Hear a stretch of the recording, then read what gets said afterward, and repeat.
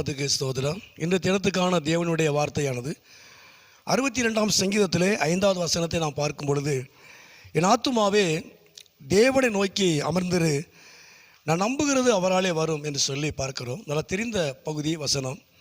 என் ஆத்துமாவே தேவனை நோக்கி அமர்ந்திரு, நான் நம்புகிறது அவராலே வரும் என்று சொல்லி பார்க்கிறோம். அதாவது தேவனிடத்தில் எதிர்பார்க்கிற ஒரு காரியம், தேவனிடத்தில் அமர்ந்திருக்கிற காரியம், தேவனிடத்தில் காத்திருக்கிற ஒரு காரியம். நம்ம எதிர்பார்ப்புகளை தேவனிடத்தில் சொல்லுகிறோம், செபிக்கிறோம். ஆனால் மனுஷரிடத்தில் நம்ம எதிர்பார்க்கிறோம். அவங்க அதை செய்ய மாட்டாங்களா, அவங்க தர மாட்டாங்களான்னு சொல்லி எதிர்பார்க்கிறோம். ஆனால் செபிக்கிறோம், தேவனிடத்தில் நம்ம ஜெபிக்கிறோம், தேவன் தருவாருங்க நம்பிக்கை இருக்கிறது. ஆனால் அதே நேரத்தில் நமக்கு அனுகூலமாக இருக்கிறவங்களே நம்ம எதிர்பார்க்கிறோம். மனுஷர்களிடத்தில் நம்ம எதிர்பார்க்கிறோம். செபித்தாலும் நம்ம மற்றவரிடத்தில் மனுஷரிடத்தில் நம்ம எதிர்பார்க்கிறோம்.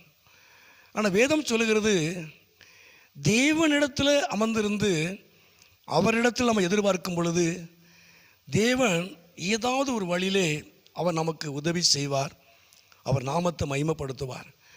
ஏன்னா கர்த்தருக்கு காத்திருக்கிறவர்கள் புது பலன் அடைந்து என்று சொல்லி வேதத்தில் வாசிக்கிறோம், தெரிந்த பகுதி தான். அப்போ தேவனிடத்தில் நம்ம அமர்ந்திருக்கிறதுனால, அவரிடத்தில் எதிர்பார்ப்போடு கூட நம்ம காத்து இருக்கிறதுனால தேவன் நமக்கு நன்மை செய்கிறவர். அதான் சொல்லுகிறது, நான் நம்புகிறது அவராலே வரும். ஆகவே நம்ம கர்த்தரை நம்பி, மனுஷரை அல்ல, கர்த்தரை நம்பி அவரிடத்தில் அமர்ந்து இருக்கிறது, அவரிடத்தில் காத்திருக்கிறது தேவன் நிச்சயமாய் தருவார். என் ஆத்துமாவே தேவனை நோக்கி அமர்ந்திரு, நான் நம்புகிறது அவராலே வரும் என்று சொல்லப்படும். மனுஷராலே வரும் என்று சொல்லப்படலை, தேவனாலே வரும், அவராலே வரும். அப்போ நாம் ஒரு நம்பிக்கையோடு நாம் கர்த்தருடைய சமூகத்திலே அமர்ந்திருக்கணும், காத்திருக்கணும். அதாவது அதை நிறைவேற்றுவார். இன்னொரு பகுதியில் கூட சங்கீதம் 46ஆம் சங்கீதத்தில் கூட வாசிக்கிற 10வது வசனத்தில், நீங்கள் அமர்ந்திருந்து நானே தேவன் என்று அறிந்து கொள்ளுங்கள், ஜாதிகளுக்குள்ளே உயர்ந்திருப்பேன், பூமியிலே உயர்ந்திருப்பேன்.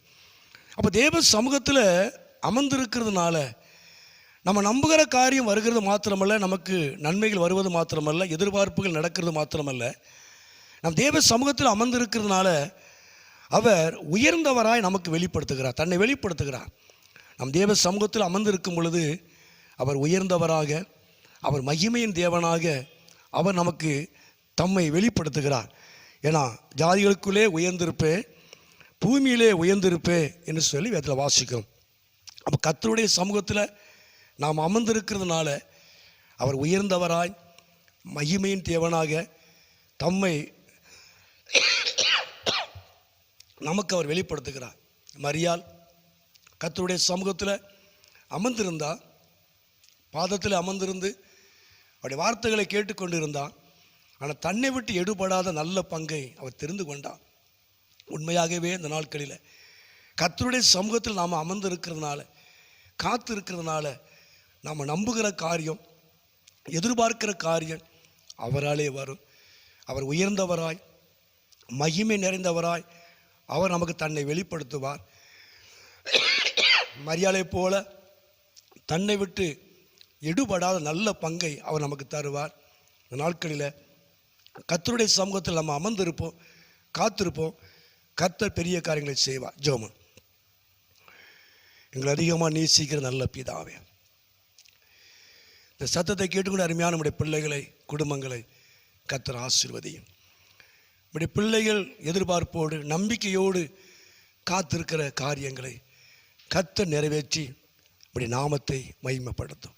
நீர் மகிமையான காரியங்களை செய்யும். இயேசுவின் நாமத்தில் ஜெபிக்கிறோம் நல்ல பிதாவே. ஆமென், ஆமென்.